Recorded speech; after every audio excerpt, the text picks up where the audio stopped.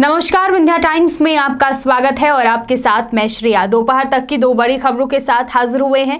पहली खबर की बात करते हैं। उपचुनाव में प्रचार प्रसार चालू है। 3 नवंबर को उपचुनाव है और 10 नवंबर को नतीजे सामने आएंगे। लेकिन इन सबके बीच जो एक चीज सवाल है वो ये है कि ऐसे वोटर्स जो कोरोना संक्रमित हैं या उन्हें कोरोना के लक्षण हैं या बुखार है, वो वोट कैसे दे सकेंगे।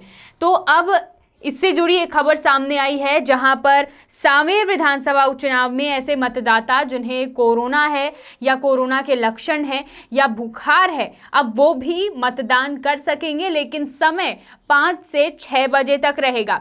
कलेक्टर मनीष सिंह ने मंगलवार को मीडिया से चर्चा के दौरान बताया कि यदि ऐसे मतदाता जिन्हें बुखार है या कोरोना के लक्षण है, कोरोना है, वो अगर जल्दी आ जाते हैं तो उनको वेटिंग रूम में इंतजार करना होगा और शाम 5 बजे से वोट का मौका दिया जाएगा। मतदान केंद्रों पर कतार नहीं लगेगी। सोशल डिस्टेंसिंग को ध्यान में रखा जाएगा। मास्क और सैनिटाइजेशन का भी पूरा ध्यान रखा जाएगा। डाक मतपत्र के लिए 2000 से अधिक लोगों ने खुद को रजिस्टर किया है।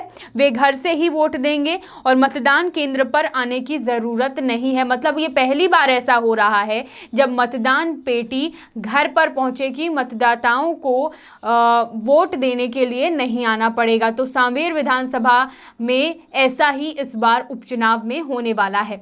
दूसरी खबर की बात करते हैं।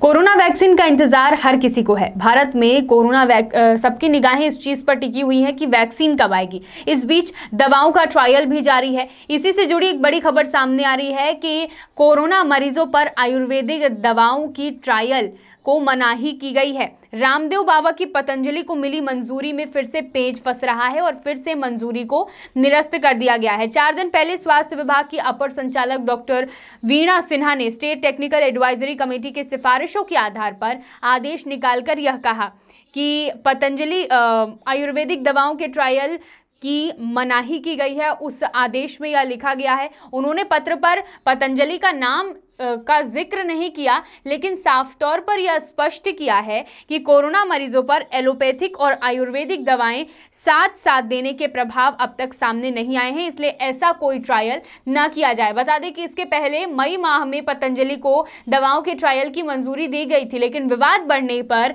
एक बार फिर से ट्रायल को निरस्त कर दिया गया है। दोपहर तक की दो बड़ी खबरें। इसी तरह की खबरों के लिए बने रहिए विंध्या टाइम्स के साथ। बहुत बहुत धन्यवाद।